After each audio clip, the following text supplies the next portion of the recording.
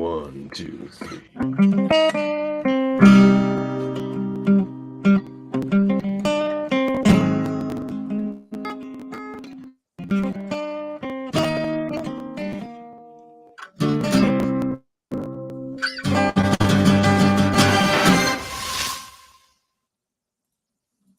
Hello. Oh my. Welcome to What are you doing in my private sanctorum? the X-Men animated review show. We are interrupting someone's sanctorum, but we have things to do. Come, my brother. There is much we must do. Indeed. I often refer to my pet cats as brothers as well. Who are you? And why have you brought the devil Magneto back to our land? Well, I mean, he's in the episode, so we didn't have a choice. That's true. But as to who am I am your host, Davin Skellrider, and my co-host. I really felt like there was a soundbite coming after that. I thought I heard a click. I was waiting. I really don't think you need Batface, show yourself. I'll take bad faith. I really don't think you even need me on the show. I think you just need to just have conversations with clips from the show. I think that is the show. I think you can phase me right out and just talk to the clips. Well, maybe next time you can't make it. Instead of rescheduling, I'll just do that. And when was the last time I couldn't make it, Devin? I don't know. It was way back in season 1. Oh yeah, well, it still rings. It still rings like a butterfly effect through time. Yeah, well, last time it was you, so we're even. Fair. Actually, last time it was David. Yeah, we could have carried on without him, but it was nice to have him on the show. Although I did notice, and I don't know if we should get into the technical aspects, but it doesn't. You don't have under the thing I look at podcasts on. It doesn't say with guest host David Cutler under the last episode. It just says Mojo Vision. Oh, you're right. You got to get him in there. I know. We want him to be a full-time member of the show, but he is only a guest. You're right. I do have to fix that. It's all right. No worries. It's been a crazy week. I can tell you're not wearing your trademark bandana. You're not wearing. Oh well. Speaking of obviously, something's amiss. Oh my goodness. Oh my God! The show. Did our budget go up? Did I miss an email? I told our listeners we'd be wearing our reviewing caps, and your wardrobe malfunctions are going to sink the ship. Oh shit! So okay, why don't you talk to clips? Go take care of it. Yeah. We're going to talk to some clips. I'll talk to the audience. Thanks for joining us, dear audience. Oh, please do not abandon us again. If you abandoned us, if you took an episode off or something, please don't do that. We need you to carry on. Sorry, I missed that memo too. You missed my sweet clip joke. Oh, what was that?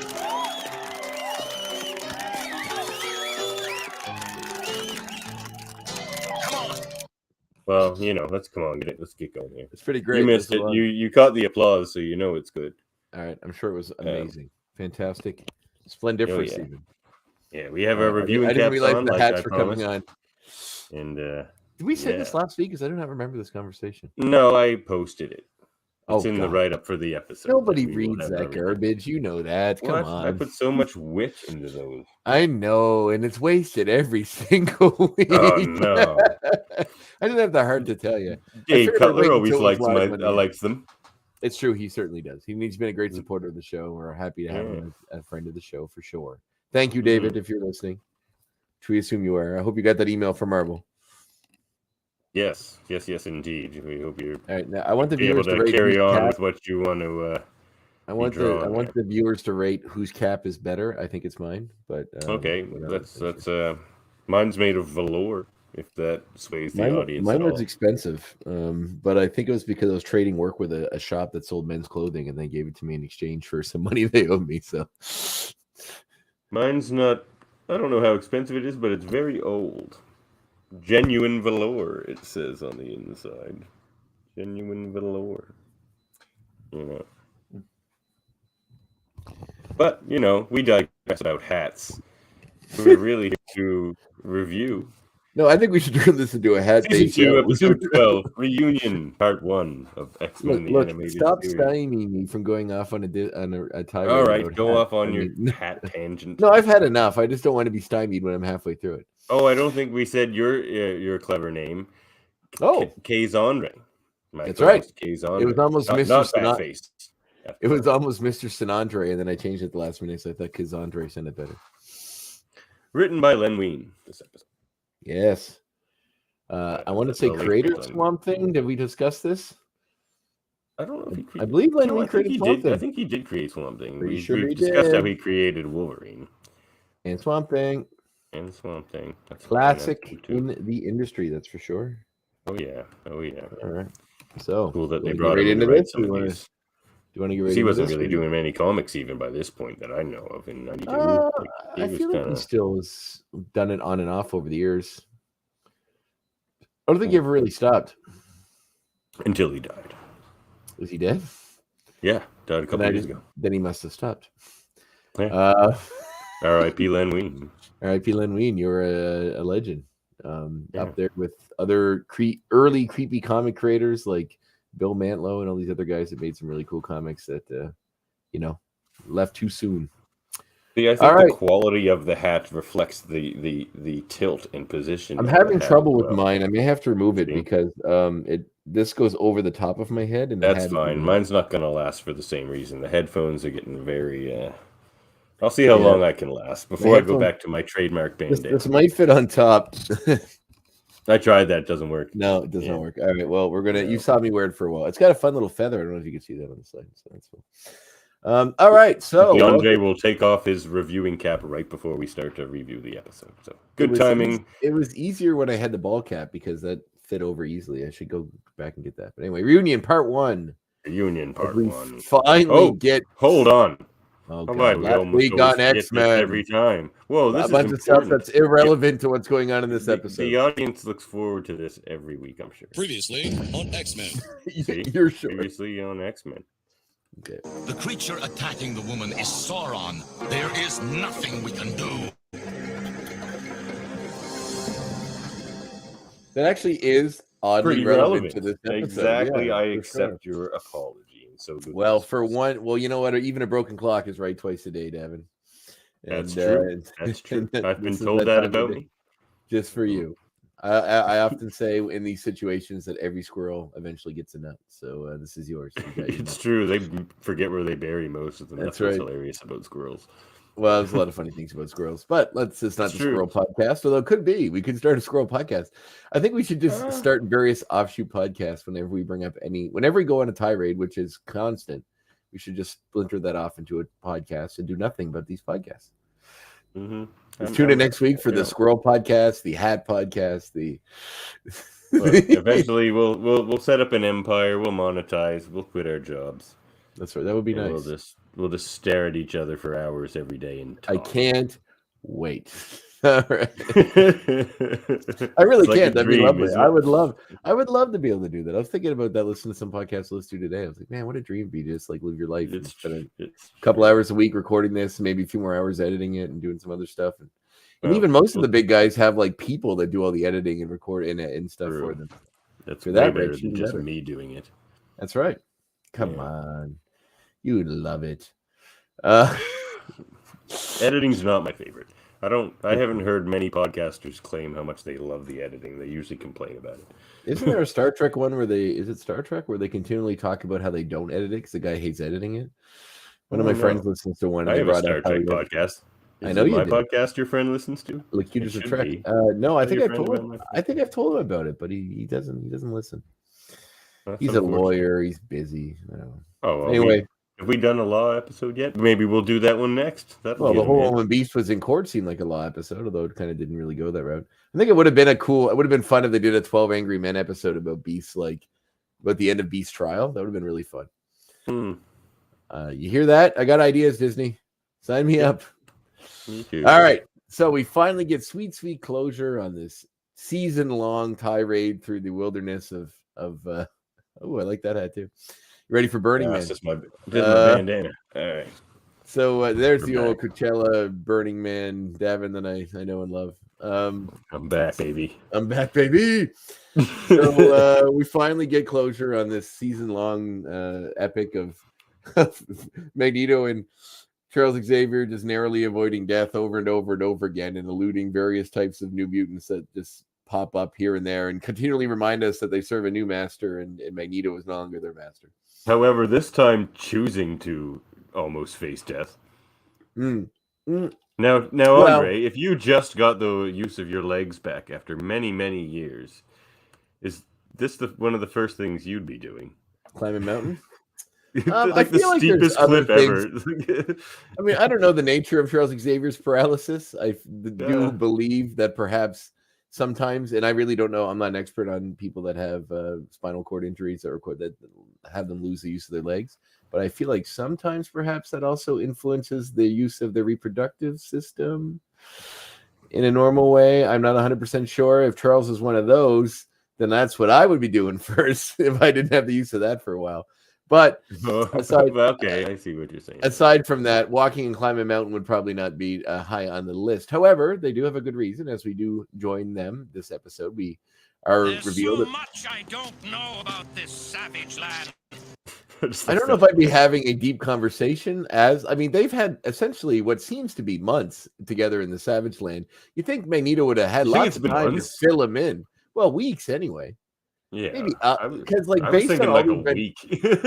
Well, maybe it has only been a week, but even in that amount of time, they still would have had. Well, no, it's been all season. A lot's happened to the X-Men in a week. It's been all season. It's been all season. Like literally, if I look at the list of what's happened to the X-Men since Charles and Magneto have been in, so it was the end of Till Death Do Us part 2, right? Is when he went to the Savage Land. So. Yeah. Whatever it takes when they go to Africa for Storm, Red Dawn, in which we see Omega Red when they go to Russia. Repo I'm thinking Man, that could happen in the same week. Repo Man, in which Wolverine goes back to Canada and face off with the Alpha Flight. Externally Yours, when we meet the Tide and all that sort of stuff. The Gambit's backstory. Season, they're really smart about not putting the same characters in they have been successive episodes. So it's like it could have all been a couple of weeks. Really, it's crazy. It's a crazy week. But it's comics. I mean, this is Time Fugitives Part 1 and Part 2. You know, with all that going on. A Rogue's Tale. What was that about Natasha? Natasha? I want to talk about Natasha. It sounds like time. Is it the day of the Tad? It sounds like timeshare when you say it really fast. You want to talk about the timeshare? The timeshare? Game put you in a timeshare in Florida, share? Then we got Beauty and the Beast. Then we got Mojo Vision, and then we're back to here. So a lot's happened. And I would say it's at least a week. I would expect more, but anyway. Let's say sometime between a week and a month. Okay, well, it's been a while. So you think in that amount of time they would have just explained what's going on. Or Magneto would have had some time, maybe around a campfire, maybe they're sleeping under a tree somewhere, to explain what's going on to old Charles Xavier back there. But anyways, we meet them. They're now climbing a mountain. Actually, I think it's the first one that they were swept off of when they first arrived in the Savage Land because they were going back to their ship, which is at the top know a of better mountain. way to get back to my plane? I'd like to hear it. Nice Simpsons reference. On the way up, they are attacked by Sky Riders, who are announced quickly as Sky Riders. My people. Which is funny, like they're easily dispatched by throwing a rock, swinging off a branch, and I think when they throw the rock, they hit another one, so they take out all three rather quickly. They seem incredibly ineffective as henchmen. I do like their design though. They're sort of like these guys are sort of designed like weird Mad Max kind of meet Conan like henchmen sort of mashups. Do you remember Cadillacs and Dinosaurs? Do I ever remember Cadillacs and Dinosaurs? That is one of my favorite cartoons for one specific reason. It had the vaguest intro in the world. In the intro, they say, in the distant future, dinosaurs return to the earth. And that's it. They never explain where they came from. That's a pretty big caveat to me. Maybe explain maybe the show they do, but in the intro, Jurassic it's just Park. The next step. Well, maybe that's what happens in the new Jurassic World movie. Oh, they just tie it in with Dominion. Cadillacs. Wouldn't that be great if at the end, like Chris Pratt's character just gets in a Cadillac and puts on a leather jacket, bombs off into the future with oh God, I can't remember her character's name, but Bryce Dallas Howard and with the blue in the back and his blue baby and just ready to go. Goes in the distant future. Dinosaurs return to the earth. I just love the return to the earth. It's right up there with all that terrible 90s. Not terrible, I mean fun if you're of our generation. I mean, this obviously is part of that nostalgia brain serotonin drop.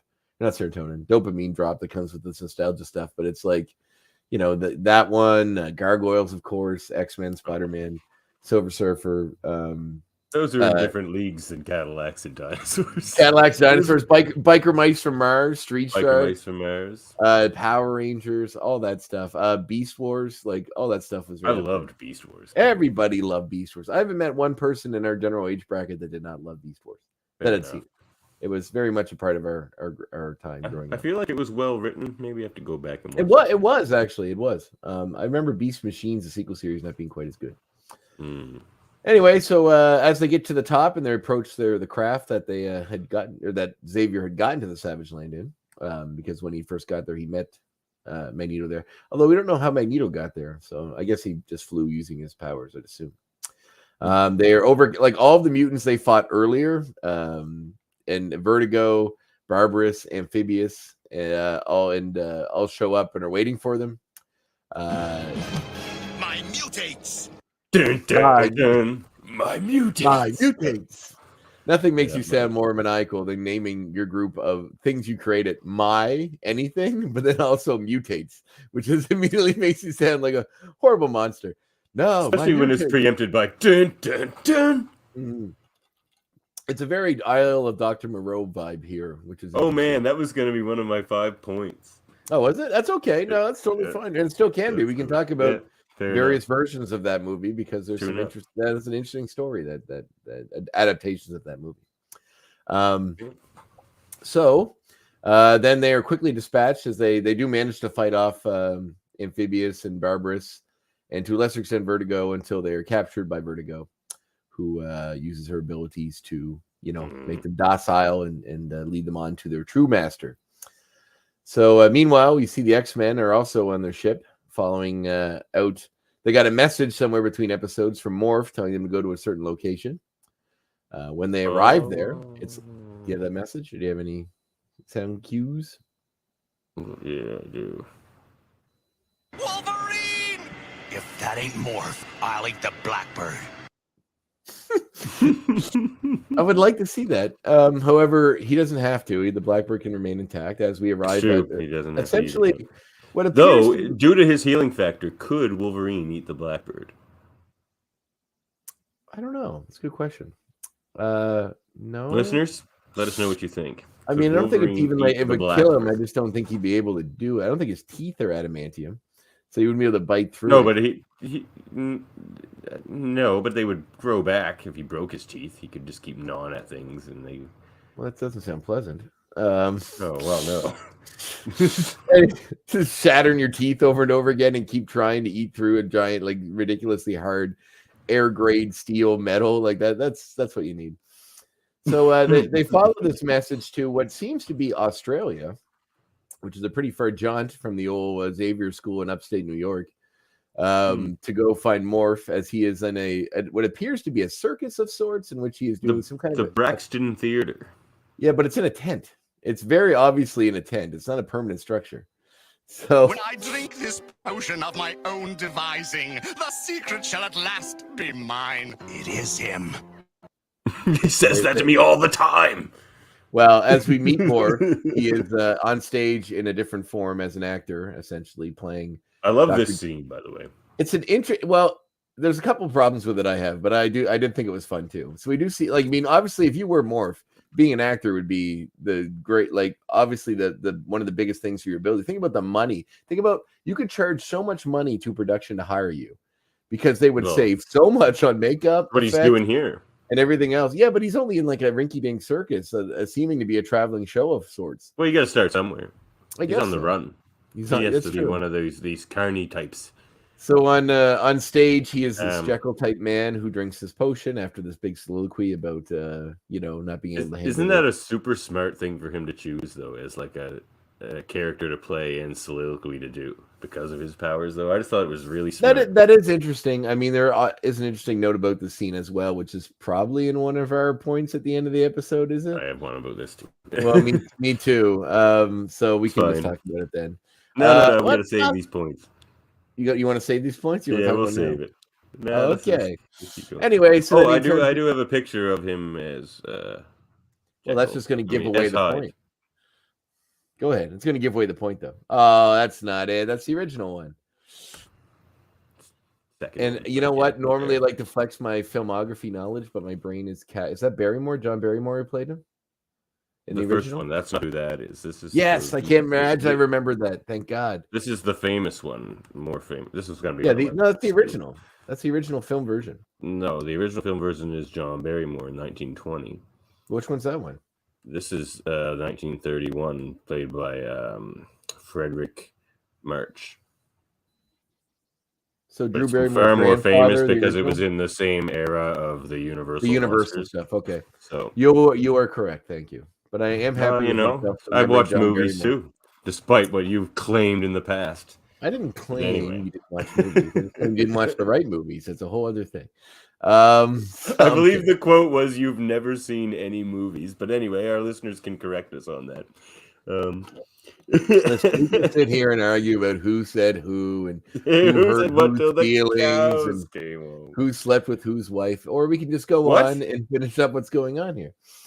So, since you're the only one of us that's married, I know. I think that incriminates me, doesn't it? That's why I'm not bringing it up. So Morph turns into Jekyll or Hyde on stage. Walks off stage. The X-Men follow him backstage. Although this whole scene seems very odd. I don't remember there ever being a play version of Jekyll and Hyde, and there probably is out there somewhere in the history of the universe. However, it seems like an odd place. There was, in fact. It was done in the 1800s. Well, two things about theater, at least my experience with theater, because I've been doing theater for on an amateur stage, of course, for 16 years now. One, that's a very odd way to end the show. As far as I know about the Jekyll and Hyde story, it doesn't end there. Although it very much seems like that's close to the beginning. And number two, if it's not over, when the crowd cheers and claps, you don't bow in the middle of the scene. And if it is the end of the play and he's doing his curtain call, you walk off and come back on. You don't could just be an intermission. Yes, you also don't bow though when they're. You shouldn't anyway. That's sure. That would be weird. You don't break the illusion until the end of the play. We come up with your curtain call. Good point. Come on now. That's some. Never heard of him, stranger. My name's Murphy. That was gonna be my fake name today. It was just gonna be Murphy.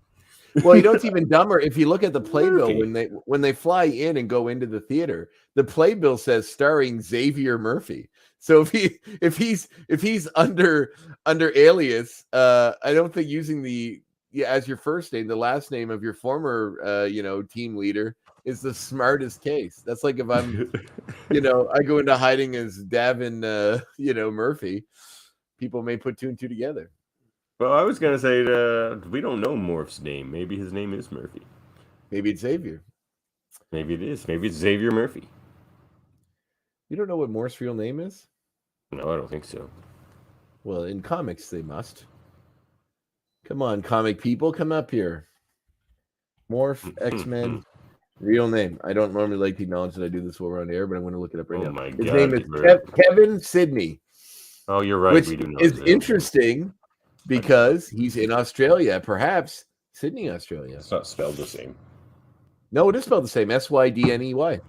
Oh, really? I thought his was SID. Weird. Nope. Crazy. Sydney. That is interesting. That could be a little nod. It could be a little nod. Yeah, I'd buy that too. Mm-hmm. I'd buy that for $1. Anyway, so we that the X-Men confront him. He claims to not know who they are, and then he quietly reverts back to his form and tells them that he's being watched. They shouldn't be there.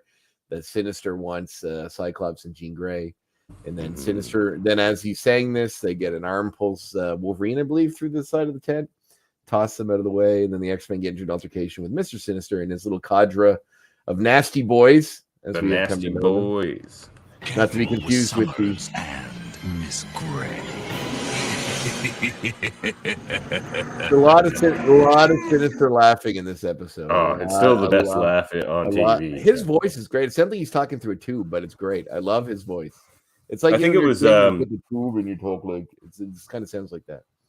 I saw somebody post online there, and I think it might have actually been Julia Leewald, that if they ever do Mr. Sinister in the movies, that guy should play him, and I'm all for it. Well, do you know that John Hamm was supposed to play him before the X-Men movies got started? That's terrible. That's such a Fox move. It's terrible casting. I think he would have been good for it. I would have liked to see that. Who would be your ideal casting for? Well, a British guy for one thing, since he's a British character. He doesn't sound British in this. No, he doesn't, but he sounds awesome. I'd buy it. We'll play X casting later. All right. Okay. You don't have to, but I'm just saying. I was planning on firing that up tonight anyway. I think John Hamm looks all right. Are you sure your baby's not going to make us have to cancel early? Nah, we're good. Okay. I don't want to do a follow-up question because how quickly you said that. I don't want to know if something sinister happened. You're like, no, baby, no problem. I'm kidding. I'm sure your baby is healthy. She's well if taken any of the care authorities of. are listening. So yeah, because there's certain cries I know where Papa has to go save the figure day. them out. Okay, that's actually really sweet, man. That you made your kid tune that way. Well, we're kind of codependent at this point. That's not a good thing. But anyway, I never heard. Hopefully that was a joke. Described as a good thing. So yeah, they get in a fight with the X-Men.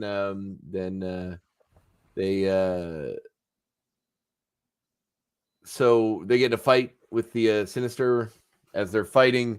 More flip-flops a lot in the old helping Sinister, not helping Sinister racket. At one point, Jean seems to be deemed taken away, and then when they go off to try to stop that from happening, it turns out it's Morph that's helping them as Jean, like disguises Jean, in which they get the one-up on Cyclops and Wolverine. And then manage to escape with the real Jean because of it. So Morph seems to be on the side of Sinister. Mm-hmm. It's leaving behind Cyclops and Wolverine, although it seemed like they wanted both. It seems like Jean Grey was the more important of the two to grab. So they take off with those two, leaving the other two behind. Meanwhile, we return to the Savage Land where we meet Kazar, as we were all wondering if he was going to show up last episode. Mm-hmm. He does in the very next episode. And he confirms that was indeed Shauna, the she-devil. He does. He sure does. His wife, as he mentions, he calls her. And he's there with his trusty saber-toothed tiger, Zabu. Who he calls his brother. He calls his brother. My brother. My brother. Come, my brother. Yes. The cat seems well more intelligent than most big cats, or cats in general. I mean, cats are pretty smart, but this cat does seem to have some kind of enhanced intelligence. So, as like maybe a domesticated big cat would. Yeah, I suppose if you had it as a kitten and you raised it, it probably would not have an aggressive tone towards you. But as this goes on, we see him free Xavier and Magneto from the clutches of the mutates as they're leading them back. He shows up with Zabu and attacks the group, manages to free the two of them and escape with them. With a slick Triceratops move. He calls them three horns, as he does. But he does cause a stampede of Triceratops to run through the group, separating them long enough for him to. And he's riding one of them. Run for your lives, he yells. And he's riding one of them, which is impressive as well. Yeah. So when he gets them separate, he questions Xavier as to why he brought Magneto back. The devil, as he calls him, Magneto back to the Savage Land, indicating that Magneto's presence and the creation of the mutates has made the Savage Land into chaos and enslaved his people. That's a good-looking cat drawing, actually. It's a pretty good cat. That's a sinister, for what's supposed to be a friendly character. It's a very sinister-looking cat. Kind of looks like a Beastman from He-Man for kind of a second. Oh, yeah. To use a He-Man phrase. He-Man. I hate He-Man. Speaking of He-Man, man, that new Netflix show that Kevin Smith did was pretty awesome. I loved it. Yeah, I loved it. It was great. It was a real nostalgia drop, but also like something that could appeal to adults. I felt it was similar to the old classic '80s one in all the ways you'd want it to be, which aren't many really, because that was just not really. Ad for design and pretty much. But I think I bought them all those friggin' toys, so it worked on me. I think there's some super clever stuff in there, like all the stuff with Triclops running this new cult of machine worshippers. I thought was very interesting, and And I especially thought, Sorry, yeah, go ahead. No, No, you no, go ahead. I was just Well, going to say the teaser at the end of the season as to who's behind all that was cool too. Yeah. I liked like one of the big complaints I heard from people was that He-Man wasn't the star, but I actually liked that. He was for the because second half He-Man's mostly. Yeah, but He-Man's one of these characters where he's sort of the uber powerful guy. And I find those characters are better as side characters. Like I don't tend to like Hulk solo books, but when Hulk shows up to like dummy somebody in somebody else's book, it's very exciting. So it's like I like characters like that to be used a little more sparingly. Yeah, so a lot of action goes on there. Then they get loose, so then Xavier has to tells Kazar that or Kazar, is it Kazar or Kazar? Kazar. That's what I always thought. Kazandre. So all the native people have been captured by those who've taken over Magneto's citadel. The three agree to work together as he leads them on to their boss, who is still a mystery, but as we all know, it's most likely Sinister. The way things have been going here. Good to see you again. Kindly go collect our guests. Do we have a guest that you could collect? I could collect a cat, maybe. I don't see one nearby, but they couldn't. I don't either. That's odd. So and there's some fun interactions between Magneto and Kazar. Some nice dialogue there. We do see a lot of Magneto without his helmet on, which is cool. I always like helmetless Magneto with the long flowing white hair, which I think is really cool. Is that where Professor drops this quote? Unfortunately, Magneto, the ambitions of powerful men usually bring strife and misery to those they would improve. Man, it's another lesson with Professor Xavier. He's good at dropping the life lessons. Tyranny bad. Thank you, Professor Xavier, for dropping that deep cut of philosophy knowledge that nobody can really put together. I mean, kids, it's important for kids to hear it because they don't get it lambasted on them, and they don't know history as well as you hopefully do when you get older. So, so they would have to work together. There's a nice line where Kazar says that I can't trust why should I trust Magneto? And Magneto says you don't have a choice, which is a nice little line. I always like that. It's such an action trope, but I love it whenever it comes up. I love the episodes where the bad guys and the good guy has to team up. You always have the first season where it's the bad guy, good guy set up, and then the second season when the good guys survive, beat the villain, he gets away somehow. And the second season is usually when there's some kind of an instance where they have to team up. And maybe it'll go back to them being bitter villains, or maybe it'll work into making the villain from the first season more heroic. You just got to watch the show. But anyway, it's good stuff regardless. So we go back. Dynamics like that, I find. So they get the X-Men. So Xavier and Magneto get back to Sinister's base, so they realize that the mutates are waiting for them. They do it's funny. They have a secret entrance they use to get into the Citadel, and when they come out the door, the mutates are waiting for them, and then they're like, "Our master found your secret entry long ago," but it's literally just a big door. Like if you walked into a room and saw an entryway, it's not even like a door with a door. It's like a hallway in a castle that just has an opening. So if you walked by and saw an opening to a hallway and you're like, oh, I wonder where that leads, and you walk down it, you would find the secret door in the back of the building. So it's not well hidden. He's just I just find it really funny. Like he's so shocked that they found it. Like if anybody walked through the building, you would find it. It's not well hidden. It's not like it's behind a bookshelf or something.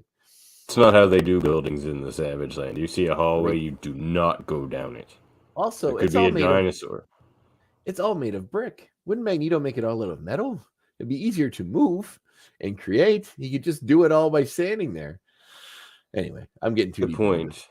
I think he can actually work with the metals, like the non-ferrous metals in stone. Yes, because he did say earlier in the episode that scaling cliffs used to be a lot easier. Because he could fly. He can't fly. He can't fly. Well, yeah, but he could make the metal on his costume make him fly. I assume that's how he flies. I always just assumed he was working with the magnetic fields of the Earth. Then he is impossibly powerful and could never be stopped. Yeah, he does that all the time. They even said that the reason he's one of the main things on the Avengers threat list is because he can actually just throw the Earth off its orbit if he wants to. Yeah, and kill everyone. Yeah, it's that's like how powerful he is. He's crazy. It's like how can anyone stop the Flash? He can move through solid matter. He can run through time. Like why can't he? You just can't. That's why you don't read Flash comic books. Well, I just mean there's a level of power that maybe you should. I know it's always cool to amp up the stakes, but sometimes you maybe got to figure out that there should be a cap or something more, or come up with something more creative than just making someone more and more powerful.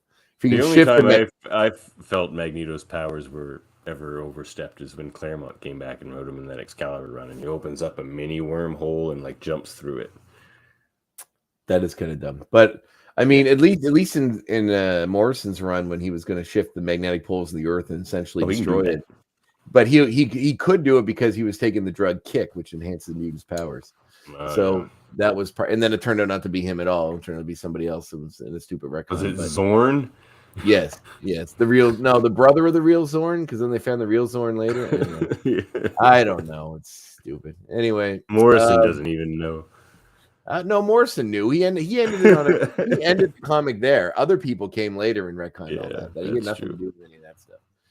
So so then they are all under Sinister's control. They have these cool kind of things come out of the wall and wrap around their hands.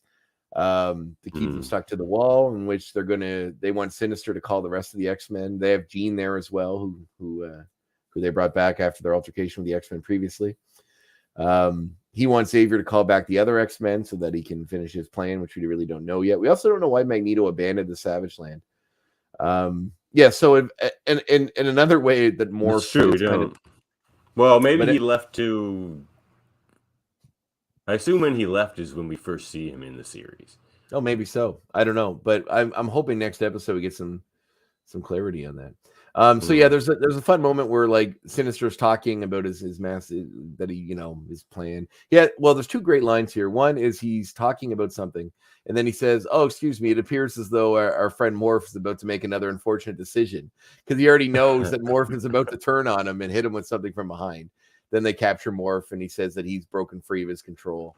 I'm guessing somewhere between the acting and here, or somewhere in, I don't know. Anyway. I think it was there. They did capture him when they captured the other X-Men. They knocked him out.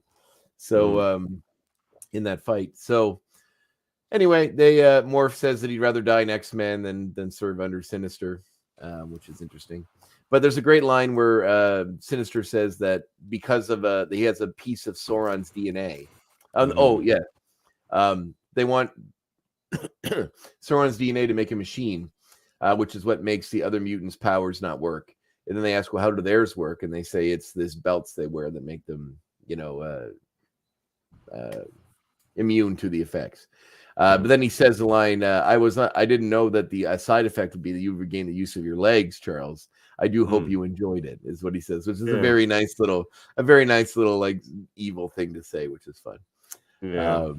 Sinister's really good in this. He's a really cool villain in the series. I really like him. The design is like I think he's so cool looking.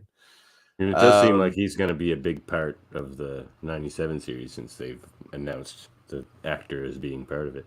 Oh, awesome. The voice is like cool, and the design is cool. The sharp teeth is cool. Everything about him is neat. I like that he's sort of this like eugenics obsessed sort of dude, which is a different type of motivation for a character. In the comics, he only had sharp teeth once in his first appearance, and then they stopped using sharp teeth. I think sharp teeth are cool. Yeah, and if I recall correctly, we're looking up images to do the graphics for this. It looks like we get his origin story in the next episode, which is fun. Very cool. It looks like some old-timey English stuff or something with him looking not like he looks now. So yeah, he's Victorian era. Yes, I did know that. Nathaniel Essex, which is the fun name. So anyway, so they want to use Charles. Charles refuses. Sauron arrives and uses his abilities to brainwash Charles and call the other X-Men. Sauron's design is pretty cool here. It looks pretty creepy. Looks kind of like something out of a Roger Corman-esque horror movie from the 80s, which is fun. I mean, he's also a Borg. Resistance is futile. I was going to bring that up, but I figured you would have beat me to it. Star Trek reference. There was one a while back you didn't get that I got that I thought was funny. So that maybe I know, and I was very impressed. Not with me, but with you. He's all good. So, where are we at here? Pretty much at the end. Getting there. So So then we missed this guy. You may call me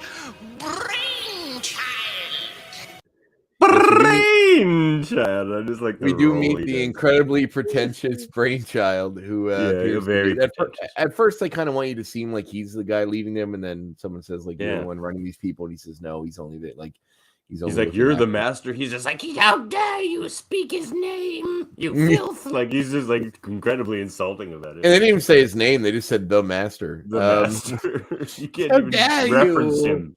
He's just so Shakespearean and like this sort of got this ridiculous eloquence to his voice, which I think is really funny. But yeah, I do think, in design wise, he's like this weird little giant headed creature, which I think is funny. So Brainchild. So Sauron Brain make a sweet logo for the audio only version. Everyone wants to see the Brainchild, you can go there. Sauron brainwashes Xavier and calling the X-Men, and the Gambit and them get the message back at the base, in which Charles got a message there, show. So this is the show. And Charles is completely deadpan, in which he's like, "My X-Men, you must meet me at these coordinates." And so because of that, they are aware that something is off with them. And just as they're noticing this, Cyclops and Wolverine reappear, showing that, telling them what's going on, and them knowing they're kind of going into trap based on everything that's happened, but still going anyway to rescue Jean and the Professor. As they arrive in the Savage Land, they're all kind of shocked at how anything could live down there, because they don't know that it's a tropical jungle yet. It's just looks like a frozen wasteland to them. And the episode ends with them going through the clouds to just before that, though, when it seemed like Sinister was like, my plan is coming into fruition. I was like, it's good to end on a good Sinister laugh. But then we get the little extra bit with the X-Men. Brace yourselves, people. We're going in. Which is funny because the jet just seems to go straight down. Like they're like, we're going in. Boom! Right to the clouds. I don't know how jets land, but I don't think it's normally like they stop midair and go straight down. But anyway, the Blackbird does actually. Okay, well then I didn't miss this. Yeah, that's hilarious. All right. So, yes, so the end of the episode. Yeah. All right. Let's throw a rating down.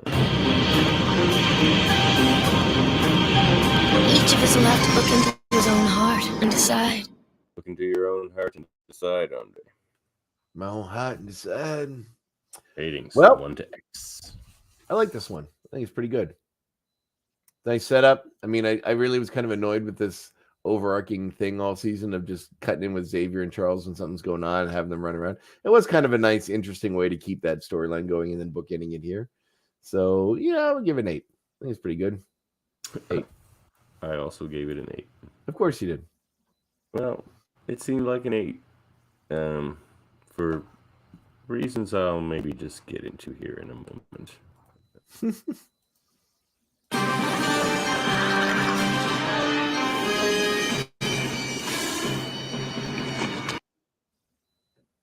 Uncanny X points.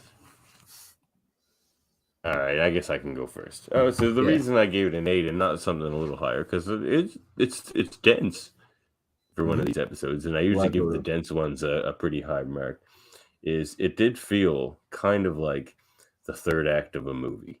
And I generally don't like the third acts of most movies, certainly these days. I usually fall asleep during the third act because it's always just the wrap up and action scenes and, that kind of stuff. And it had a little bit of that, where it was almost the strings were being tied together almost a little too conveniently, I guess. Where they're clearly just trying to wrap it all up, which is fine because it wasn't bad. I was expecting it to be worse going in. Actually, I was like, they're gonna have to wrap up a lot here, but I kind of that's why it wasn't a 9 or a 10. I kind of felt like it was just like, I don't know. I feel like they gave us enough information throughout the season to make this work. I don't feel like it was thrown together personally. I mean, I do go what you're saying. We got enough information. That's why. But it does seem like a movie. We still had the first and second act. I mean, the culmination of Sinister season-long plot to get a hold of Jean Grey and Cyclops is to have Morph pretend to be an actor in an Australian theater somewhere. Like he's playing chess and we're all playing checkers, and that's the level he's on. He's like, it'll all work out in this way. I guess what I'm saying is, if you were compared to the other episodes of this season, or even like the series so far, this one would be the hardest to jump into. without seeing the previous ones, I think. That's fair. And that so lost a point or two, but I still thought it was really good. The dialogue was good, and I love that morph scene a lot. What's your next point? Well, let's go with the first one since I feel like you and I have a few similar ones. Hope not, because I don't have a lot of backup ones today. You don't have a lot of backup ones? Okay, well, I usually have like 10, but well, Brainchild, a somewhat creepy-looking mutant, Brainchild, I believe it's pronounced, tells Professor Xavier that he watches the equipment while the master is away, which is his job. This is a reference to a film called Manos, The Hands of Fate, That's from 1966, which is... How did you find this crazy reference? Which what most people feel is quite possibly the worst movie ever made. It is shown in cult cinemas and midnight screenings. Worse than The Room? You'd have to watch it to see it, but it is pretty... we curse this. Pretty fucking bad. It is terrible. Like, it is... Manos means hands. So the series technically is called Hands, The Hands of Fate. But it was made by it's made by a Tommy Wiseau type, a guy that really wanted to make a movie and scrounged together money, probably a bunch of debt, and got his family and anyone else he could act in it, and made this horror movie. But it's generally quite bad. The film features a creepy looking satyr named Torgo, who says he takes care of the place while the master is away. So obviously this is just a fun little cut in that maybe some of the writers who may have some reverence for that terrible film snuck in. I wish we could ask Glenn Wein about that, but actually the Lewalds would probably know because they... You're right. We should have them on again. Yeah, if they go on again, we should ask. Well, you can just shoot to a message to see what they say. I'd be curious to know that. I mean, they did give us a sweet exclusive Omega Red exclusive. That is true. Yeah. All right, back to me. Okay. Well, all right. I might as well chat about this now. The obvious one. Dr. Jekyll and Mr. Hyde. So, like, it started off as a play in the 1800s. I mean, it might have been a book first, but it was a book first by Robert Louis Stevenson. Yeah, right. Of course. And then there was the John Barrymore one in 1920, and then this Frederick March one in 1931, which is the one most people... This is the only one I've seen. And it's pretty twisted. This is probably the craziest version of Jekyll you'll ever see. He's horrible. Like, you've never seen the 1990-something movie Mary Riley starring Julia... I can't think of names anymore. Julia Roberts. In which she plays like the maid of Dr. Jekyll, who is played by... You didn't know this movie? Everybody forgets this movie. Oh no, I've heard of the name Mary Riley. It's called Mary Riley. She was the maid or something. Wasn't it filmed here in Nova Scotia? No, I'm thinking of Dolores Claiborne. Yeah, that was filmed in Nova Scotia, but no, she plays like the maid to Dr. Jekyll, played by John Malkovich, who obviously plays. Oh, crazy! So it's more like a weird gothic casting, creepy romancy thing that kind of it's almost like that whole story from someone else's point of view. So. Anyway, tell us about it. You got more Jekyll? Is this your whole Dr. Jekyll point? My whole point was I think people should go back and watch this. I love the Universal Monsters. This is a crazy performance. The transformation is just... I thought it was two different actors for years. Yeah. Frederick March could really act. And it's, like I say, it's brutal in the way he acts towards people. Like, he's definitely like a... I can't believe you didn't get my reference to this. Okay, so you done your point? Yeah. My next point is when he becomes Mr. Hyde in the play, he is very obviously Mr. Hyde from the Marvel Comics. Calvin Zabo character, Mr. Hyde. The design is Mr. Hyde from Marvel Comics, the Thor Daredevil villain. That is a good catch. I figured you would notice that similar. Right away. No, it's exactly the same. He does look exact like he's designed exactly like the original design. So that is a little nod they did to the Marvel villain, Mr. Hyde. Oh, another thing I forgot to mention that I want to mention. The transformation that they do in this one, the Frederick March one, is very like a bit of a slow stop motion kind of thing, where it's like they put a little bit more makeup on. It's overlay. I think I watched a show more. about it not too long ago. And they do the same thing with Morph's transformation here. It's just like a slow change into the other thing where he could do it like that. But in that scene, they didn't do it that way. They did the slow, like Frederick March transformation. They have a lot of cool old like cinema nods in this episode. Yeah, kind of. Yeah, that's true. I really thought it was neat that they made the same design as the Marvel villain, which is fun. So that's cool. We both got to use our point about Mr. Hyde. So yeah, is it the Kelvin Zabo Hyde? Yep. Yeah, good catch. Yeah. Who was awesome. Yeah, by the way. Great villain. In Agents of S.H.I.E.L.D. No, in Agents of S.H.I.E.L.D., the TV show. Played by Kyle MacLachlan. Oh, he was so good. He just goes, Daisy, Daisy, come for a ride with me. He's always singing that song. I'm half crazy. Well, you only really see him become Hyde at the end of the season, and I wasn't as impressed with that because he wasn't all big and stuff. Let's not lose our heads. Yeah. He always says, that's so good. I thought he was great. Kyle MacLachlan's a great actor. I mean, anybody who's seen Twin Peaks can attest. Or Blue Velvet or any of the other David Lynch movies he was in. Tons of stuff. Dune. Dune. Showgirls. Yes, indeed. Showgirls. Yeah. Oh, God, that movie's bad. But anyway. Yep. Certainly was. Here's another one. The Island of Dr. Moreau. Let's talk about that now. Sure. I guess. Wait, you know what? Is this my third point? Yes.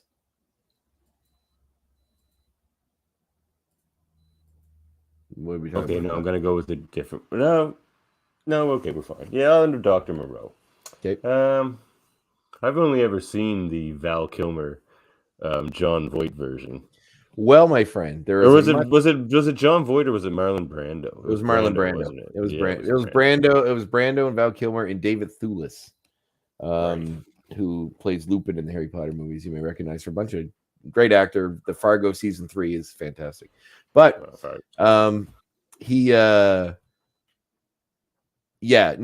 there's a much better version out there for you to watch. And if you love the universal horror vibe of those movies, as you mentioned with the Dr. Jekyll, Mr. Hyde references, there is a movie called The Island of Lost Souls. That came out. It's a Charles Laughton movie, who was a very famous older actor. He plays Dr. Moreau in it. And it's widely considered. Actually, the band Devo, if you're a fan of them, got a lot. They use samplings from that movie in some of their songs. They say, "We are not men. We are not men. We are Devo." It's like the de-evolution is what Devo is supposed to mean, and that was part of from that movie. But Charles Laughton is a fantastic actor and does a really cool job in that movie. You may also, those cinephiles out there may recognize Charles Laughton as well as the director of what may be one of the most underrated films of all time, called Night of the Hunter, starring I'm having a tough time with names tonight. I feel like my brain is going. Maybe just I can't remember 1,000 names at once when it comes to movie stuff. But Robert Mitchum, he plays he plays the villain in it, and it's one of the creepiest movies that like now is considered one of the greatest films of all time, but at the time was kind of almost too disturbing to some people because it was like the 50s and shunned away. Lawton was so upset that it didn't do well that he never directed again. But it is a masterpiece, and it's a real shame he never did. But yes, he plays Moreau in the original Island of Lost Souls. Go watch that version; it's vastly superior. I will. Although if you want to watch something funny, watch the documentary "The Island of Lost Souls." So the original movie is called The Island of Lost Souls. They made that Isla Dr. Moreau movie.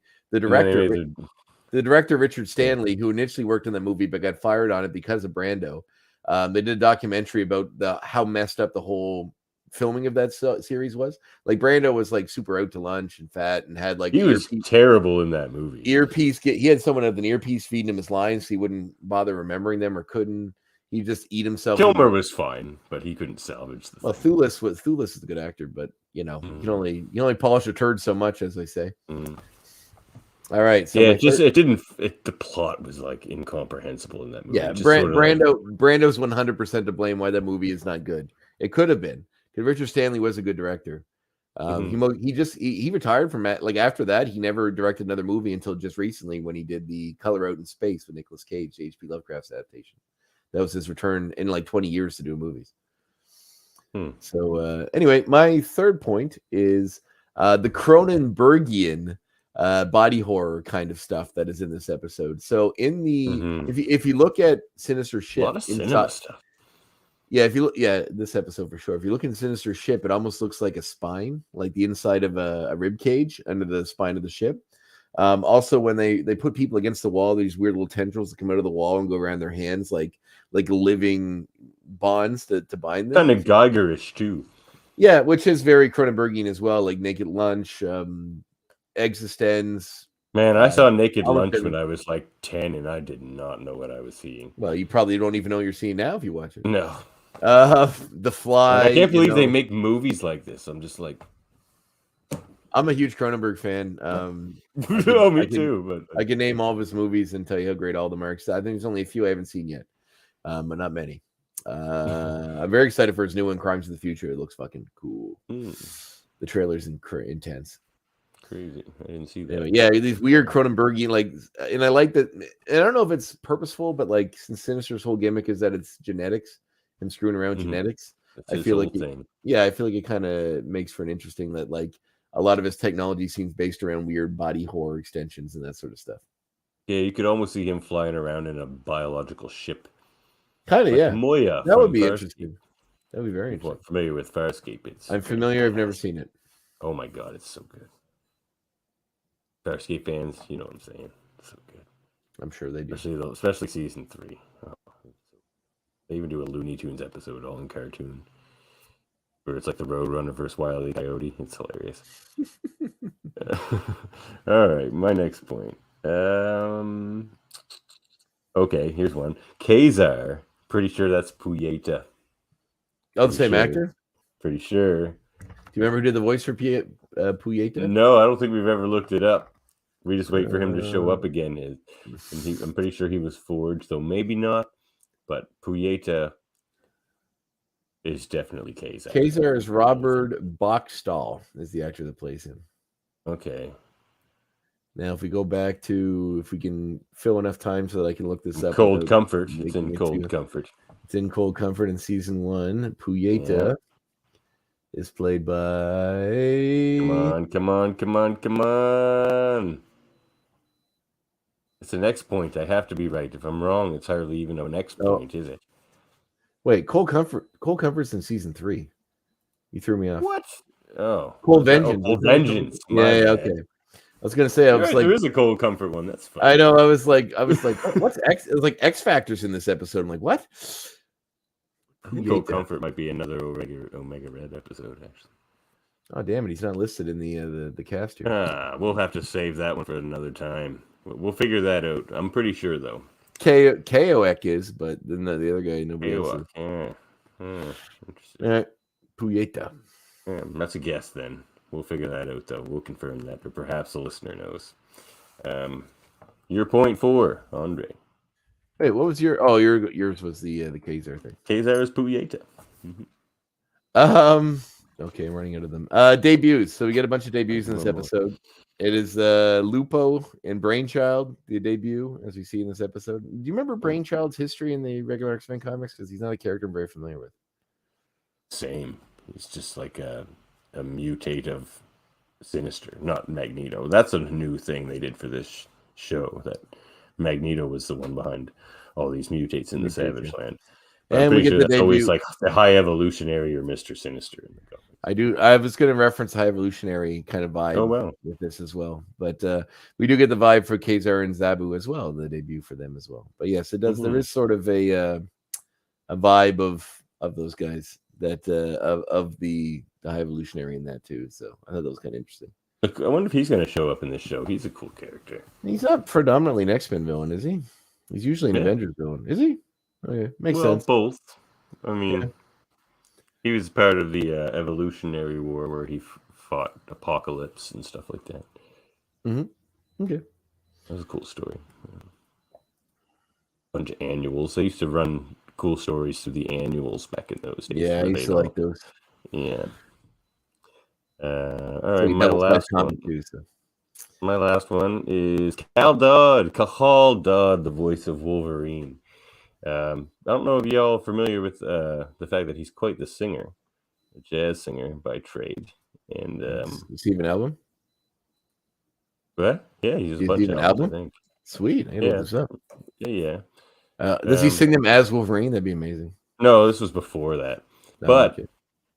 if you follow him on Facebook or the other social medias, he posts songs every day, sometimes multiple songs of him just sitting there singing them. I enjoy them because we have the same style of music. Like he listens to the old croony tunes, the old the Bobby Darin tunes and the Frank Sinatra tunes and stuff, and sings a lot of those. I like to sing that stuff myself with my own band. Well, I always struggle saying band because there's like two of us, but it's a band most of the time, two of us. But we do a lot of those croony tunes as well, and they show up on my Star Trek podcast. Do you call them croony tunes? Because that's a great name. Yeah, I do. Croony. That's what I call those. That's a great name for an album. Why don't you call it album then? Well, so anyway, I sent Cal a message, and because I comment on a lot of his songs because I listen to a lot of his tunes that he does, and we had a little back and forth there. So I'm like, oh hey man, I have a podcast, blah blah blah, but I'd also love to hear you sing this. And he's like, I've sung that twice. If you punch this in, it'll come up 2 or 3 times or whatever. I think he said 3, but only 2 came up for me. It was a Bobby Darin tune actually. I was like, I'd love to hear your Dream Lover. It was a great song by Bobby Darin. I want to hear. He had just done Mac the Knife by Bobby Darin, which is an even better song. My father's favorite song, actually. It's a very famous song. Yeah, it's a great song. It's no MacArthur Park. Back in town. What? It says no MacArthur Park though. I'll never have that recipe again. Oh no, I'm kidding. But so like I did send him a message about his songs and the podcast as well. He just skipped over all the podcast. Oh, he answered me. He just skipped over all the podcast stuff and just talked about music. But that's not a problem because talking to Cal Dodd about music was really fun. How often do you think that these people get inundated with people like us trying to get? Always. I feel bad every time, but we have. I wouldn't feel bad. I mean, obviously, we got to try to get people, and how else are you going to do it? Exactly. But it's just, yeah, I know what you mean. But that's why I don't begrudge anyone for any. We've gotten some funny return messages from some people, as I share with Andre usually. We have. I would never begrudge anyone for anything. They could tell me to like go fuck off, and I'd be like, "Yeah, that's awesome." That like Cal Dodd told me to fuck off, which he didn't. Let's not spread that rumor. He's like, "Go fuck off, bub." Yeah, go fuck off, bub. Oh, he did call me bub. Oh, that's nice. That's nice. Yeah. My last point. It's that song's up there 3 times, and I know you'll listen to all 3 of them, bub. But I did listen to all 3. Well, he was right, bub. No, 2, because I could only find 2. Never mind. I did, Cal. Please come on my podcast and listen to all 3 of them. I swear, I listened to them 3 times each. That's 9 times, Cal. Come on the podcast. Oh no, I actually listened to those songs for the love of them, and that's why I suggest the listeners go do that. He's a great singer, and he picks a lot of cool tunes to do. It sounds really cool. Yeah. All right, my final point is just kind of a goofy one, but Magneto identifies as leader of the mutates. He thinks the leader of the mutates may be Sauron. Because of the nature of Sauron's abilities, he doesn't know who's leading them now. So he surmises that in the episode. You mean Sauron? No, but that's where I'm going. Sauron? Oh, is it? Okay. Because there's a reference to Sauron, who is who's also the villain in the Lord of the Rings, the wizard Gandalf, of course, played by Ian McKellen, who of course plays Magneto in the X-Men little connection there. Fun little Sauron Magneto Ian McKellen combo thing there, which is totally irrelevant to anything, but I was really grasping for X points, so this is what you got. Well, only one thing I got to say about that X point. Next segment. Who are you, and why have you brought the Devil Magneto back to our land? How dare you bring the Devil Magneto back to our land? Oh, they bring the Devil Magneto. Oh, look, we got a comment from friend of the show and great artist David Cutler. Jurassic Park is frightening in the dark. Oh man, I couldn't go into a kitchen with anything stainless steel for months after I saw that movie, because I would swear if you went into a kitchen with stainless steel, there was definitely velociraptors in there. Like there had to be. And they can open doors. They can open doors. Maybe don't give your kids full cable access in their rooms at a really young age, because I saw weird shit. And like, so I saw that movie in the theater when I was a kid. Like, I did too. I saw that in the theater. But like another thing that messed me up was Jason Takes Manhattan. Really? That movie's so goofy. Is it the part where he punched the guy's head straight off his body? Is that what did it? No, that part just made me angry because he literally only had to punch Jason one more time and Jason would have fell off the building, but he was just tired. He's just like, all right, I punched you 100 times, you're shot. And just he just takes the head straight off and it bounces all around the place. It lands on a car windshield below, actually, and they're like, ah! They're like, but because he does a lot of water. He's in water a lot. And I spent a lot of time in swimming pools as a kid, and after I saw that movie and other Jason movies too, probably because of like the lake scenes and things. Well, I think they probably had lake flashbacks in Jason Take Manhattan. They do in like all of them. Mm-hmm. But I couldn't.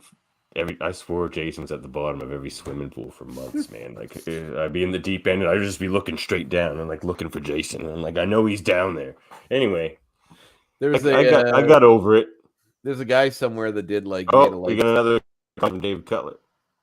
Oh, MacArthur Park. He's because Jurassic Park, MacArthur Park in the dark. Yeah, that's where he's going at.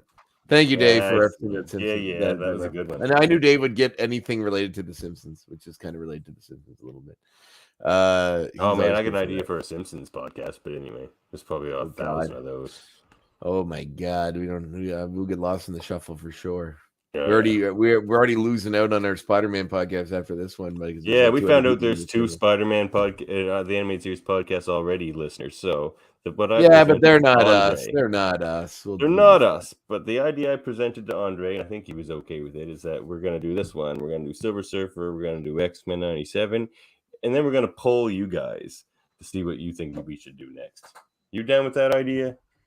Or do you just want to do Spider-Man? I am really eager to do Spider-Man, but me too, just to watch it again. But well, you know what? Even the Spectacular Spider-Man cartoon is fantastic. I think that's one I of the love best the Ultimate Spider-Man. It was pretty good. I have to go back and I've only watched the first 2 seasons. It was pretty funny, but I've never been. It kind of leaned hard into that like anime thing where they do these quick cuts to these funny little side things. Oh yeah. It was all right, I guess, but it was just a little not quite the cartoons that old Andre grew up on. That's all right. It pays off though when that Ultimate Spider-Man character shows up in the comics in the Spider-Verse story. Oh, and, all those things happen around him, and he's hanging out with Miles, like the comic book Miles. So like a bubble will pop up where there's a little Spider-Man doing a thing, and like Miles can see it. He's just like, "Oh my God, what's happening?" He's just like, "That doesn't happen to you." Like this is how it works in the world. You think something, it presents itself in front of you, and yeah, it's pretty good payoff. Yeah, that's pretty. They played with the formats of some of those different versions of Spider-Man really well in that. I'm excited to see what they're going to do with the new film when it comes out. Oh, in the new Miles one, I just want Japanese Spider-Man. He's so cool. Like up with this big Voltron Leopardon. Well, we did kind of get the Penny Parker, which is kind of their Japanese Spider-Man. I think I don't know if we'll see another version unless they go all out. But I know he showed up. He showed up in the comics Spider-Verse. Oh, he sure did. Yeah, the robot got destroyed, if I recall correctly. Yeah, did. Yeah, he lasted like 5 seconds. He showed up in the heat of the battle. Poor Don, poor guy. He uses a machine gun too, so I mean, Spider-Man. What's the idea of Spider-Man and the machine gun? All those variants are really fun. I know. He says he's going to shoot them in the eyes. It's like a new Spider. Machine gun. The Spider-Punk character that's like the British sort of punk Spider-Man. I don't know if he's supposed to be British because I think he's Hobie Brown. No, he's Hobie Brown. Yeah, right. So I mean, Hobie Brown could be British in an alternate universe. Yeah, sure. It does seem moved. Yeah, I do like that. That's awful fun. So anyway, I tried to do a deep dive. We were talking about finding out who Poyete did the voice of that guy, but I cannot find anything related to it. We'll have to go really deep diving on that, or just ask the Leewalds. Well, I don't know if they'd remember. They wouldn't even know. No, we need to get right to a casting director or something. Good luck with that. Who's going to remember if this one guy did this one voice in 2 episodes a million years ago? I remember that it was yesterday. Not Fox executive Sidney Iwinter. He told me he can't remember what he has for breakfast, and I'm like, neither can I. But I can remember things about the X-Men. But anyway. Oh, it's all right. I know. He was hilarious, actually. I want to have him on just for his banter. He is friggin' hilarious. Yeah. Could happen. He likes our accents. I don't think we have accents. Come on. I know I don't. Maybe you. Oh, I do. Oh man, I have to edit my own podcast. When I used to listen back to the Star Trek one, oh my god, I couldn't even listen to it. I'm like, hey, this is Homer Simpson in Radio Land. Well, apparently, apparently the character of Homer Simpson. Is that what I sound like? Anyway, the character of Homer Simpson was based on Matt Groening's father, who was Canadian. So, oh, really? Buddy? I did not know that. So there you go. A little. Did you do your final point? Yeah. It was the Sauron Magneto thing. All right. It was stupid. I can understand why you didn't like it. Oh no, that was a nice little connection you made. You tacked the dots on the bulletin board and you connected the string. That's right. Did that. Like that Charlie from Always Sunny meme where he has got all the red strings everywhere looking all crazy. Yeah, exactly. Yeah, exactly that meme. Hey, check this out. Hey, check this out. This is our comic reminiscences and recommendations segment. Why don't you go first, Andre? I think I usually go first in the hey, check this out. All right, we talked about I never pronounced his name correctly. Nicieza. Avian Nicieza. And I knew that I recently picked up a graphic novel that he had done that was related to X-Men, and I found it was one of my dollar store graphic novel finds. A lot of the comics they seem to have there are these War Zones comics, which spun out of miniseries that spun out of the Battle World thing going on with Marvel event, in which Dr. Doom tried to hold reality together by making this one Secret Wars turn into Battle World, which is this whole thing with all these various sort of almost like kingdoms, I guess, of different pieces of continuity or timelines, I believe they called them. And this one was the Age of Apocalypse one, which kind of revisits that storyline from back in the day. It also has a deep sprinkling of Magneto and a lot of Mr. Sinister in it. So, some fun stuff there, and also some classic X-Men flavor from one of the guys that created a lot of the things that inspired this podcast. So check it out. If you find your local dollar store, it only costs you $4. Yeah, I love those dollar store funds. Are fantastic.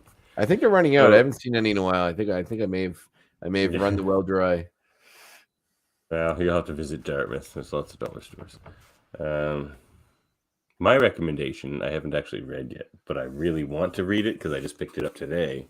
And that's the second issue of the one I recommended a few issues ago, which is X-Men 92, House of 92. And I don't know if I should spoil the ending of the first one. Does it matter at this point? The second one's out. I'm going to spoil the ending of the first one, so spoiler alert. So we find out, for those of you who have read House of X, that Moira McTaggart now is a mutant, and her power is when she dies, she actually resets the timeline and is reborn, and having remembered everything from her past life. But she can only do that 10 times, at least so says Destiny. 11 if she chooses correctly. But in this House of... Yeah, it really made Moira a very interesting character. And now she's like straight on villain because they rejected her. Because, Mystique and Destiny friggin' hate her and they cut her arm off and shit. It was pretty brutal. Mystique and Destiny, literally the last two people you want to mess with ever. I don't know much about Destiny. I'm very familiar with Mystique. But... Destiny knows everything, so it's give Mystique that. I used to use your HeroClick. I used to use your HeroClick a lot when I played HeroClick. It was fantastic. Mm-hmm. I have the new one, which is also pretty good. But anyway, so in this, Jubilee has those powers. Interesting. Yeah, and that's the way the first issue ends. Is that you find her that Jubilee? She's just there, drinking a pop, watching TV, and so Moira McTaggart's a villain now in the regular continuity, not this continuity. In the regular continuity. Wow, they really are going hard on. I just did a thing on my. X-Men comics are great. Yeah. No, just the graphic histories. I did a thing about how a lot of heroes have become villains recently. It seems to be a running trend, and I didn't realize Moira McTaggart was one as well. That's interesting. But they're also doing a lot of the opposite, where villains become good guys. So I guess you sort of have to have that balancing act. Yeah, somewhere in between. Yeah. But yeah, I'm looking forward to reading this and seeing where that goes. Everybody check it out, man. Fans of this show, fans of the show, animated series. This is a fun book. I mean, they've revisited that before, like with like the Battle World stuff. They revisited X-Men '92, which I do have up there. Yeah, I'm enjoying this more. That stuff wasn't quite nearly as enjoyable as this is. So there's also by one Steve Fox, I should say. I tried to find one of these that I have somewhere. That's the Days of the Future Past one from Warzones with I think Art Adams has the art in it as well. Yeah, which kind of goes back to some of that stuff. So I know I have it. I just couldn't see it in my pile, so it's in there somewhere. Yeah, I remember that one. I had a lot of that Battle World stuff. I ended up selling off a lot of it because it was kind of stacking up. But the main series, the main Secret Wars series of that run is amazing. It's one of the best Reed Richards Doom stories ever, man. Like it's kind of like almost a culmination of their relationship, Doom and Reed. And I don't even want to spoil it. It's so good. If you haven't read it, just go read it. It's only 9 issues or something. But here's a funny story. I don't know. So the first 8 issues came out, or the first 7 or 8 issues of this. It was only supposed to be 8, but it's Jonathan Hickman, so he got a little more long-winded with it. And after the 7th one, I think maybe, a book came out called Secret Wars 2, TOO. And it was by Jonathan Hickman. And it was just basically a confessional from him talking about how he started this story, but he actually had no ending planned. And now he's 7 issues in and it's being delayed. And now he's put an extra issue on it and he still doesn't know how it's going to end and all this stuff. And how all there's a scene where they're in the writer's room and it's all the other writers and it's drawn with the other Marvel writers because they have those Marvel big conferences that they have, and, it's him telling him how all their books are just going to take a sideline to his storyline and all this stuff. And he's like all nervous about presenting it. And they all have anger faces and stuff. And it's just a very self-deprecating book by Jonathan Hickman. I appreciate when creators can do that. Yeah. So yeah, that's really cool. That's my, hey, check this out. So let's move on to the next segment. Favorite, of course. Do a new theme song for, so this is going to remind you of last episode. Why did this have to happen to me? 2 episodes. Why can't I be normal? What's wrong with Andre? What is wrong with Andre? Not much. I don't know. I think things are okay. I watched the trailer for Prey today, the new Predator movie, which looks awesome. I've been saying for years that I wish they just would bring Predator back to the way it was. In which just guys in the jungle with big muscles. No, just do a series where you put the Predator in different time periods. Put him in the Western, put him in medieval times. All that would be really fun. So this one seems to be like the Predator versus a bunch of Native American Comanche tribe people hundreds of years ago. It looks very cool. I did not see that trailer either. Number 2, they just announced they're doing a sequel to the Joker movie, so however you feel about that is kind of interesting. With Joaquin Phoenix and Todd Glass, is that his name? Todd. You're doing a Phillips? sequel to that one? Todd Phillips is doing it, yeah. But isn't that one the origin story? Like he just becomes Joker in that movie? I don't know. Don't ask me about DC. It doesn't make any sense. And then the other thing that's interesting is I knew this was happening, but Adam Wingard, who did a lot of really cool horror movies, You're Next, did a bunch of other low budget ones, and has recently moved on to doing big budget stuff, as he recently did the King Kong versus Godzilla film. Is doing a sequel to Face Off, in which he claims it'll be a direct sequel, and Nicolas Cage and John Travolta will both be back. I don't know how that's going to happen, but God, we'll see how this occurs. Maybe everybody. I have to see that. Yeah, well, I don't think I've ever actually seen the original, so I'll have to go and check that out. You've never seen Face Off? No, it just never really struck me as something I needed to see. But my wife has an obscure fascination with the insanity of Nicolas Cage, so we may have to watch it some night. That movie is insane. Get it off the bucket list. And the other interesting Andre fact is I quit eating red meat. Oh man, welcome to the club. Yeah. So just chicken and bird and fish for me right now. Vegetarian would be nice. I'm not quite ready to do that yet, but I'm at least got a couple of the big. I call myself vegetarian, but I eat fish and eggs and all that kind of stuff. No, you can still eat eggs as a vegetarian. I just think that you're vegan if you do that stuff. Cheese and all that's okay. Oh yeah, cheese is. I mean, if you're giving up cheese, you've given up life. Well, there's lots of alternatives, but I'm sure they're not. I've had them; they're not that great. They're not good. No. Just try to source it from local people that yeah, man. It's all about eating treat local and animals eating fresh. You know, I tell people all the time, an organic apple shipped from California to here is not healthier than a non-organic apple picked, 30 kilometers away. It's not. I think organic is just a buzz. It is. I think organic is just a buzzword to make more money. As a guy with a sustainable landscaping company, I can tell you there's a lot of buzz around that. Now, some of it's legit, but there's a lot of buzz. And there's a lot of loopholes.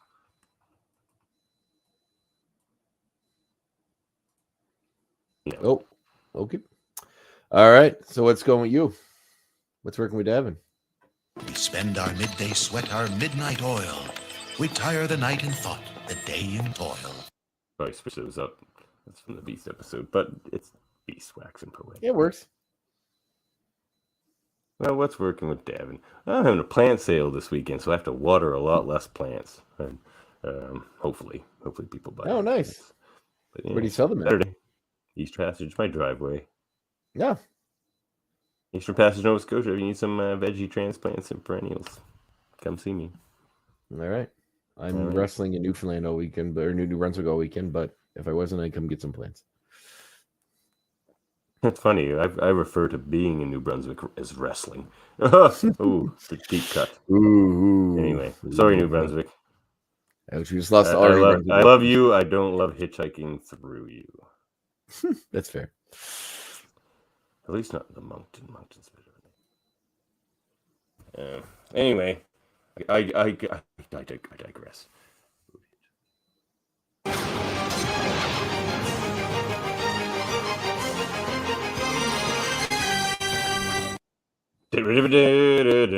Expert casting. Let's play a game. Will there be blood? Sorry, that seems like a saw thing. All right, throw one at me. I'm looking after the machines while Master is away. All right, Manos. Brain Manos. All right, you give them to me first? Right. Yep. Well, you made me think of it earlier. John Malkovich. Who would he play in an X-Men 92? Mm-hmm. X-Men 97. Or X-Men 97? John Malkovich. I already said Paul Giamatti was Arcade, didn't I? Yeah. Creepy character. Did I already cast Zorn too, didn't I? Did you? Did I? I thought I did. I'm pretty sure I did. I don't think you did cast Zorn. But I don't know if I'd make John Malkovich Zorn. He's got to have like a creepy. It's got to be something different, kind of creepy. Kind of hyper. Who would be? Oh man, this. Oh, you might have stumped me on this. I don't think you will. Just give me a second. Let me think. Because he's got to have some. Well, he could do the kind of cold. I have an idea. Onslaught. Oh my God, that's a great idea. He's the voice of Onslaught. Okay, I like that one. That would be terrifying. Exactly. Good job. Thank you. Your turn. Oh, right. So I have to give you someone that you have to cast. Yeah. Actor or cartoon character. Jonathan Frakes. Oh my God, Frakes. Frakes would play.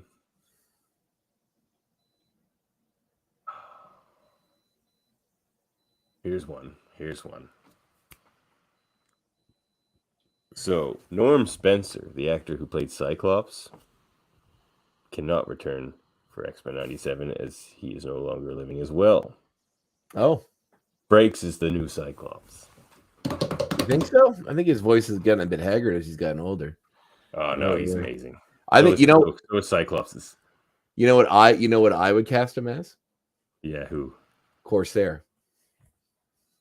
Oh no, I like that even better. Damn it. He'd be good Corsair. Damn you, Andre. All right, I'm stealing yours. Corsair. You know who should play Cyclops in the cartoon? Jason Marsden. What? Cyclops from the movies. He's a great voice. Come on, you suck. I mean, I like Jason Marsden, actually. I used to watch Boogie's Diner. He'd be great. He'd be great voice for that. Cyclops in that. He's got a great voice. But I didn't like that portrayal of Cyclops. And it wasn't even his fault. They gave him nothing. So, yeah, you know what? Sure. Why not? You know, because they'll give him something in X-Men 97. Well, so I mean, we'd really see what kind of Cyclops he is. He's making that fat. He's making that. Making some fat right now. Making that fat Sonic the Hedgehog money. Oh right, I didn't see that yet. But movies are doing very well. Yeah, they're fun. I've seen both. They're fun. Oh yeah, crazy. All right, well, damn it. Well, I like yours. Answers. You know what I was gonna say for yours, for John Malkovich, until you said Onslaught, is the voice of Nimrod, because he doesn't say anything. But the new Nimrod now, he's evolved more and he talks all the time, and he talks just like a normal. Well, I don't want to give away free ones, but I would have James Spader do the voice of Nimrod. He's already the voice of Ultron. That's fine. He can be Nimrod too. No, it's too confusing. Yeah, it's a multiverse, baby. It all makes sense. It's a multiverse, baby. They're the same character in some universe. We don't have anything to party like. It's 97, do we? I don't think so. No, I think we spent enough quiet time on that front. It's been pretty quiet. We spent enough time here. We can let our people escape. Let's just do our. What's your homework from Professor Andre? Well, part 2. Reunions part 1. Reunions part 2. Go watch that. And be ready for it next Tuesday. All right. Well, actually, before we get into those types of things, why don't you tell us about the Graphic Histories podcast, Andre? Well, I've had an insanely busy week. So last week was canceled. So I just because the guy I was going to do with had a busy schedule, and so did I. We couldn't make anything gel. So we're recording this week, and it'll be up next week. I've talked to a few other people that hopefully will be guests in the future, including Jim Zug. Wait, no, I already had Jim Zug. Sorry, Jim Rugg. And maybe Hugh Rockwood, where some people that are kind of relate to comics and art and stuff. So should be fun. Good stuff coming up. But this week's guest is John Roy, who was one of the creators of Geeks versus Nerds, which was a comedy stage show debate thing I used to do in Halifax. He also does these cosplay videos at conventions. Really cool guy. And a good friend. So I'm excited to have him on the show and just chat about that sort of stuff. Also listen to the Q-Doors of Trek. Nothing too new up there. Yeah, get your friend to watch it too. Listen to it. Come on, or watch it on the YouTubes. We do video stuff. Yeah, we just did a debate 9. We have a follow-up Class L probe, as we call it, coming up, where we dive deeper into the topics we debate on debate 9. And then we'll probably do a regular episode on the comedy of Star Trek. Docket, which there is a Debate 9 is a very clever name, by the way. I like that. Thank you. And it's a good show. It's fun. It's the world's most favorite Star Trek themed debate game. You cannot back that up. Nope, I can't. Listeners, disprove me if you can. Also, listen to my cousin's podcast. Cousin Dave, Cousin Jeff, Live Long and Podcast. Jameel, listen to Jameel, former guest of the show as well. Yeah, we should have him back on. Jameel's great. Yeah, he just works late because, you know. Tell him to quit. Our podcast's more important. I did. Okay, tell him again. All right, I think he works for Bezos. Oh, he's a Bezos guy. Yeah. Well, Bezos seems to be very, accommodating. I don't think Bezos just lets you leave, Andre. Oh, he's very accommodating. No one leaves the Bezos. He's a humanitarian first and a businessman. Doesn't even let you unionize. You go to the bathroom in the small amount of time you have between shifts. That's it. You're just like, you go into the bathrooms and on like every toilet there's a sticker that just says unions. So like in the back of your mind, you're connecting toilets to unions. You know, all that kind of stuff. That's how I assume it works at Amazon. I don't could know. Be. Very well could be. I'll just ask Jameel if that's indeed where he works. And check out the Trivia Debate show as well. That's a fun show. I'm on there sometimes. Andre should go on there sometime as host or contestant. You know, Andre would have to do either. Yeah. And Storm's awesome. Remember that, people. Remember that. She's pretty awesome. Yeah. If you like this show, you can contact us and talk to us about it. We asked a lot of questions of you this episode. Tell us whose hat was better, mine or Andre's. It was obviously mine, but tell us so I can we show all know Andre. it's mine. Oh, what? You're gonna reach for the hat? You can't do that because it's like the last thing you see, right? It's like how they used to talk to George W. Bush. He just went with whoever talked to him last. Sounds about right. That's what I heard. And then Cheney knew it'd always be the last one to talk to him. Maybe that's the theory. I don't know my American politics that great. You don't need to. No, I know. Also, follow us on Facebook or Twitch or YouTube or wherever you want to. Listen to our audio-only versions. Get a lot in there. Wherever you get your podcasts. There's a lot of audio-only stuff going on over there, and listen to us while you're working. Get paid to listen to us. We want to be paid to talk to you, and if you could be paid to listen to us, and then it's like a mutually beneficial arrangement. Exactly. At least that's how I see it. If you enjoy our show, please like, review, subscribe as well. Anything else to say there, Andre? No, just keep reading comics, keep being nerdy, go watch movies, read comics, have fun, live your life. God damn you, live. They will give you no further trouble. Yeah, we won't, because we definitely will. There's still like 3 more seasons. Get out of here! Okay, more for getting out of here. Jeez. Okay. Goddamn more. All right. I know, more. We just found you again. Next time. No, we catch you next time, everybody. 1, 2, 3.